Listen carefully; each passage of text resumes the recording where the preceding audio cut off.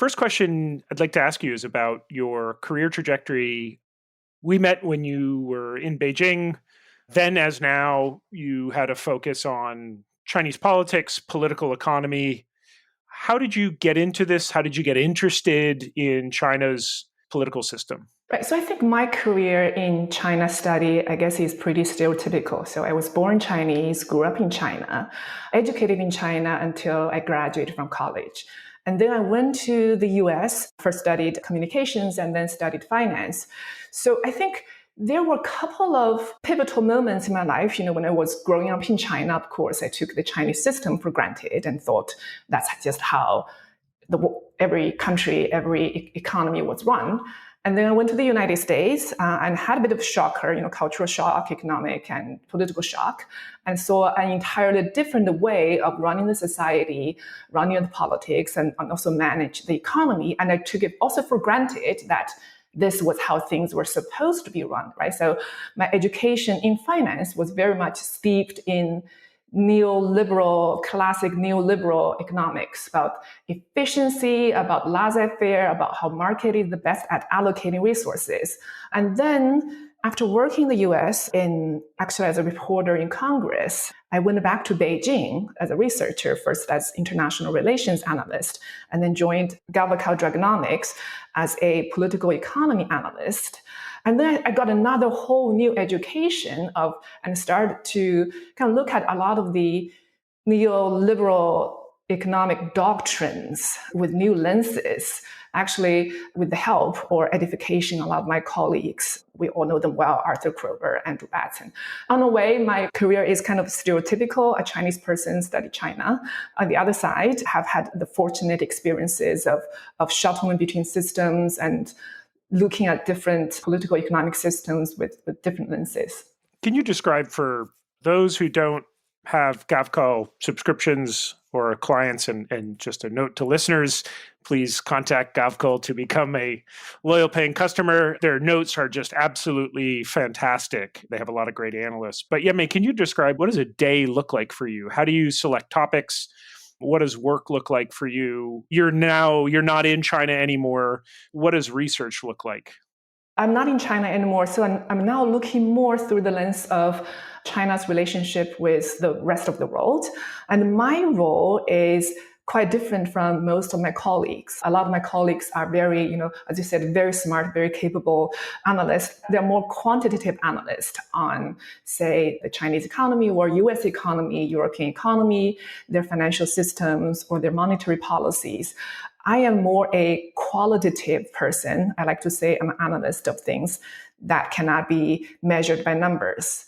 So now I have the title of geopolitics. I look at things, geopolitical events that can have economic or market implications. And how do I select topics? I think it's through a Venn diagram of my own interest and what clients are interested. Right? So I kind of through broad-based reading as well as talking with smart colleagues like you, kind of get ideas of what are the geopolitical events, what are pressing ones on people's mind.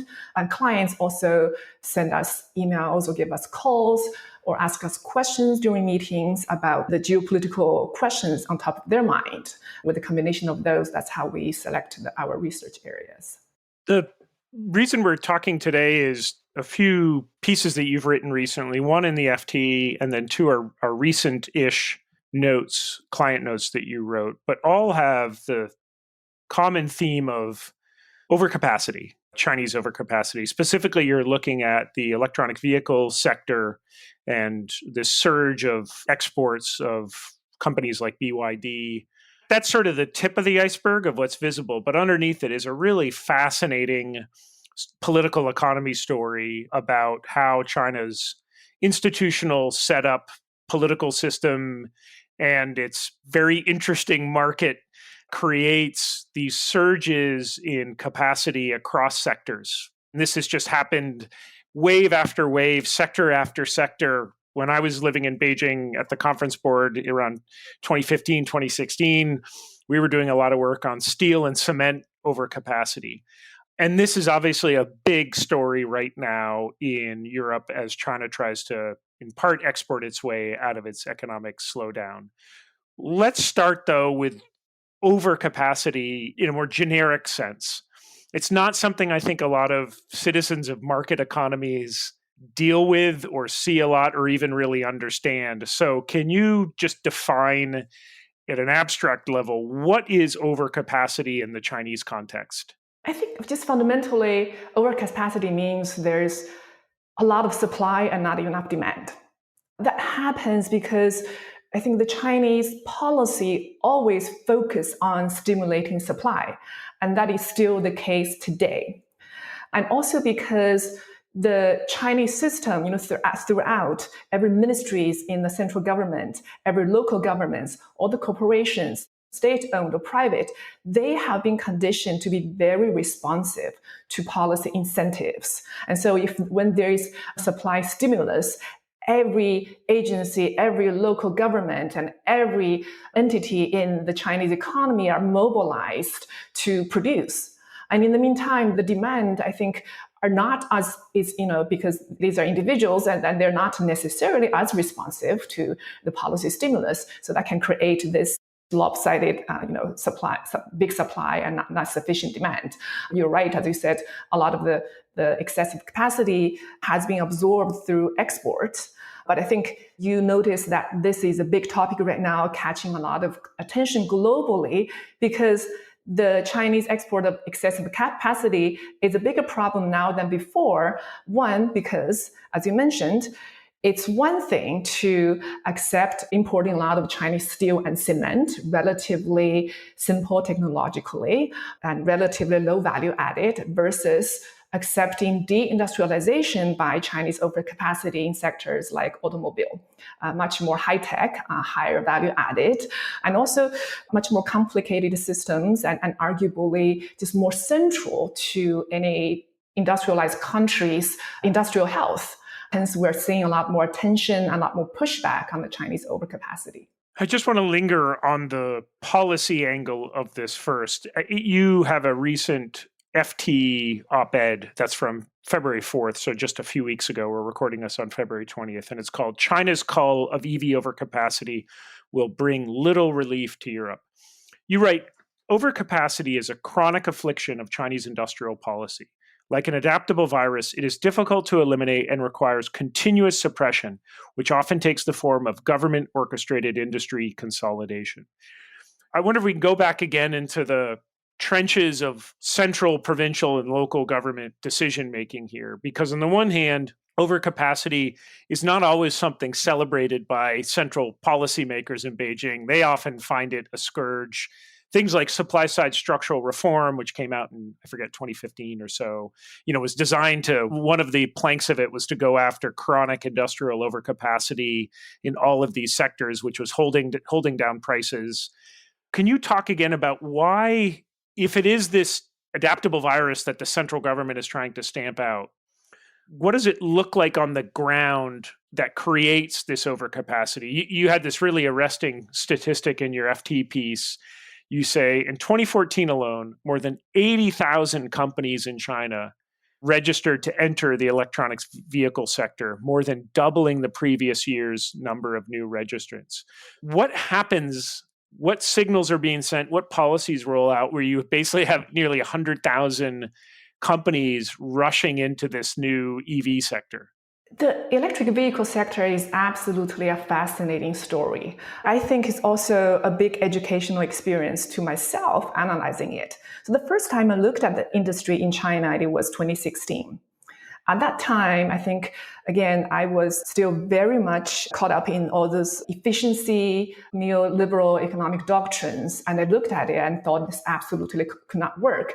Why? Because at that time, I think each passenger vehicle could receive up to about 17,000, 19,000 US dollar subsidy, right? So it's central government had central subsidies and the local government can match the subsidy by up to 100%. And then in addition, on the production side, there were subsidies to companies in the terms of cheap land, cheap energy, and then production credit. It had an absolute feeding frenzy for a lot of these companies to enter the industry. And then a lot of these companies ended up being quite low tech, low value added. So there were these low speed, low-range, low-tech electric vehicles that were not much better than scooters. And then because of this, local government also were incentivized to install local protectionist policy to attract production into their cities, into their provinces, right? So they rolled out a slew of subsidies, and then to tie local production to the subsidy eligibility. So even in those days, even BYD had to scatter their production facilities into different provinces or cities in order to qualify for those local subsidies. And another layer of a local incentive was to buy electric vehicles into the local taxi fleet or local bus fleet. Oftentimes, they were just sitting idle, not running on the road. But again, they take the number. Therefore, they were eligible for central government subsidies. And in those years, there was a very peculiar phenomenon. So reliably, at the end of each year, the EV sales in China would surge. And then when you look into the data in detail, it was not that the consumers suddenly found electric vehicles more appealing at the end of the year, but it was because local governments, they had annual sales target to meet. Therefore, they accelerated procurement for the taxi fleet, government vehicles, for electric buses, and just bought a bunch of them. Hence, they can say that they have, in their locality, they have met X number of electric vehicles by the end of the year, right? So when I looked at that picture, and I decided that this was just another massive waste of industrial policy. There was no way that from this wasteful spending, from local protectionism and fragmented industry, there could emerge global leaders in electric vehicles. And I was massively wrong. So I think actually from this overcapacity that created a fiercely competitive industry, because Chinese companies themselves had to fight rounds and rounds of price wars. And two, because the Chinese government has been also very skillful at dealing with overcapacity throughout decades and through many sectors they have put their industrial policy focus on. So there have been several rounds of culling of overcapacity by one, raising the license standards for company entry, for production licenses. And then two, they gradually withdraw subsidies. And they start with the low range, low speed end, right? So they call those low value added, low tech companies first. And then the industry leaders then started to emerge from this quite brutal competition. That's why now we have the BYDs of China. So can I ask you if this pattern describes the sort of overcapacity story in EVs, but also in other sectors? Chinese central government identifies something as being important. So in this case with EVs, in 2009, China says, okay, this is a strategic emerging industry. I feel like Beijing knows what's going to happen next, which is they put out their own policy inducements. They know the political economies, and they know local governments are going to do the same. They know they're going to have this wave of new entrants. They put up the barriers so that there's no foreign competition when the industry is in its infancy. They allow this very cutthroat competition to occur. And then they know at some point they'll now start tapping on the brakes and let the fittest, in a Darwinian sense, they'll let the fittest sort of survive. And now they will have scaled up in a protected domestic market. Definitely there's waste and inefficiency, but if you want to make an omelet, you've got to break some eggs. And so then once they have this strong domestic champions, then they unleash them on the world. And then maybe they start allowing some foreign competition domestically in China because they know at this point they've created some pretty sizable behemoths. Is that story resonate with you at a structural level in terms of what we're seeing here? Absolutely. So I think you just narrated the ingredient for the omelet that I forgot to mention, which is the protectionism and also the strategic withdrawal of protection. Right? So when the industry was at the infant stage, the protectionist wall was very high. So China designed the subsidy eligibility requirements to exclude both foreign battery makers as well as foreign car makers. And then to allow these Chinese infant producers to grow up in a relatively safe environment. And then when the government felt perhaps these companies were teenagers, not infant anymore, they kind of lowered the wall a little bit, right? So it's 2019, China allowed Tesla to come and establish a mega factory in Shanghai. And Tesla was able to, one, establish the factory without the usual joint venture or requirement. And two, Tesla was eligible for the full suite of support. And in those couple of years, even the BYD was knocked back. I think BYD founder was saying their only goal was survival. They lost market shares and the sales were struggling. But also, again, they proved that they were able to adapt to fierce competition. So BYD came up with a new battery called the Blade, which can charge faster, power a car on a longer range, and it's also more compact. And then just in a couple of years, BYD not only recovered its domestic market share, now I think it's going to knock Tesla off the perch as the number one seller of EV in the world. The Chinese have a phrase called introducing the catfish into the sardine tank. Right, so they kind of introduce the fierce catfish into the tank to call the weak and make the strong ones run faster. Now that we have some of these running faster, and again, BYD is a really good example of this, let me pivot now to talk about what it looks like when this industrial machine then starts exporting its products. As you say, it's one thing when you're having relatively low technology outputs like steel, which going onto the global market, and while you do have some pockets of frustration arising, it's not like the United States, for example, has the most robust global steel sector. The story is different when you're talking about Europe and automobiles. There's now just an acute sense of, as you said before, deindustrialization, as you see waves of lower priced, very good EVs now coming into the market.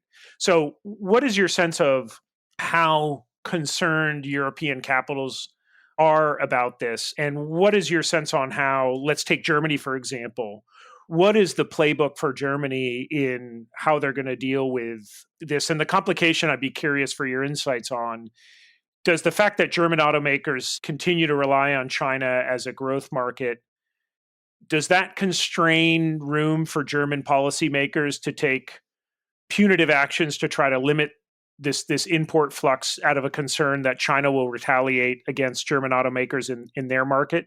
So let me start with the broad picture about the trade frictions that kind of Chinese overcapacity is creating, particularly in developed countries. I think several things have changed fundamentally that will influence China's trade relations with these countries for years to come. One, we're talking about the China has ascended the value chain. It's the countries like the US, like Europe, they may be willing to absorb Chinese exports in cement, steel, textile, paper. It's much harder. They're much more unwilling to absorb Chinese exports in the much more valuable and much more technologically complex exports, such as in cars, and possibly soon passenger airlines. And then two, another bargain that Western countries have had to China is breaking down. Right? In the past, China was exporting a lot, but also buying a lot. Now, the Chinese demand has been softening, especially in the post-COVID recovery. But then Chinese exports has still remained very robust and may expand in the coming years as China doubled down on supply side stimulus, doubled down on industrial policy. So these countries feel they are getting worse and worse deal trading with China. And three, I think there was an implicit or explicit grand bargaining of Western countries, economic exchange with China, which I think can be summarized as political liberalization in exchange for economic development and prosperity. Or in Germany, the catchphrase used to be change through trade. And today, nobody believes in that anymore, right? So nobody, I think, in the West believes that China is on a liberalization trajectory. So then there's the political justification for trade and for powering the China's ongoing economic growth as well as technological upgrade through Western markets. That has broken down. So I think that all these are contributing to what we saw first trade war between US and China, and now possibly trade war between Europe and China. And I think Europe is now coming to the picture because, one, they cannot allow their auto industry to be deindustrialized. It's just too central to the European economy and to it is the European industrial backbone.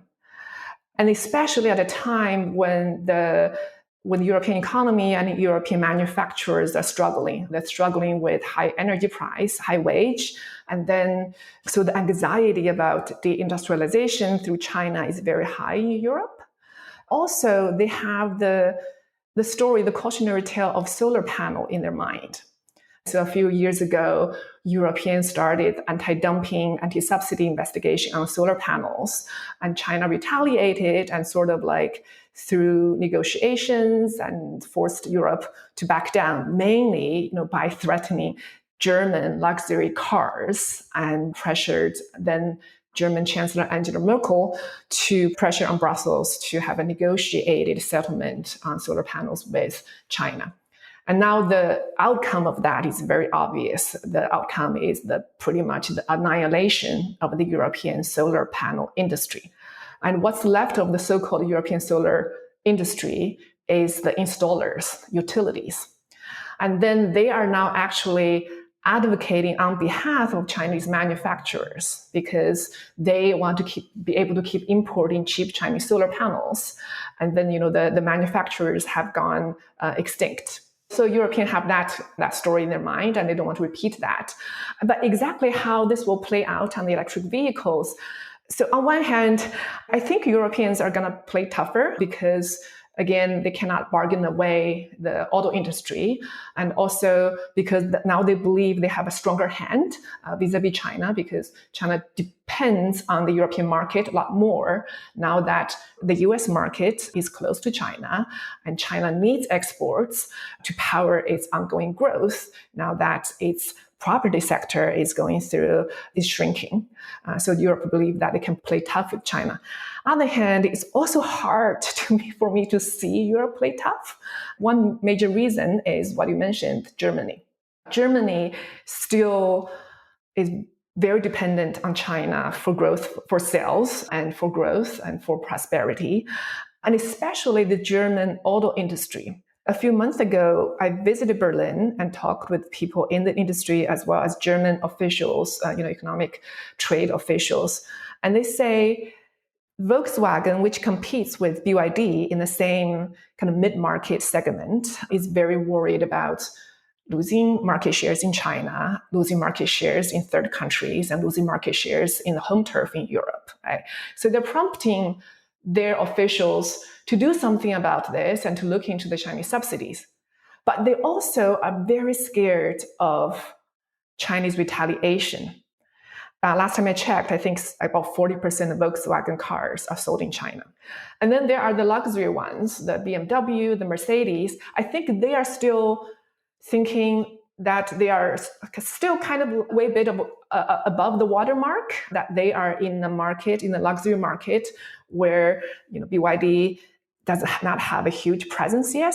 So they might have still a few years before the Chinese competition comes. They're not willing to sacrifice this few years of growth and profit in China. So they're also advocating against any trade tension with China. What is your sense on how Beijing processes this external frustration with the exportation of its sort of industrial overcapacity machine?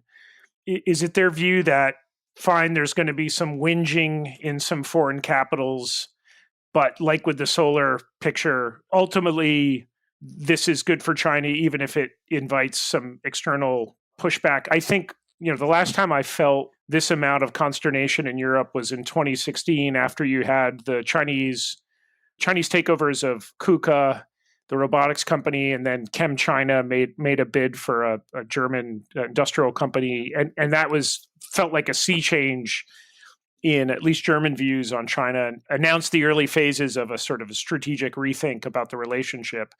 It feels like that's happening now. You had the anti-dumping investigation announced, just the number of European voices who are worried about this deindustrialization. Do you think this is going to redirect Beijing's efforts, or do you think that they are well on the path to essentially trying to rush for global EB leadership and dominance, especially in global South markets, that they don't really care if there's going to be a bit of kvetching in Brussels and Berlin? I don't think this will prompt fundamental change of behavior or calculation in China.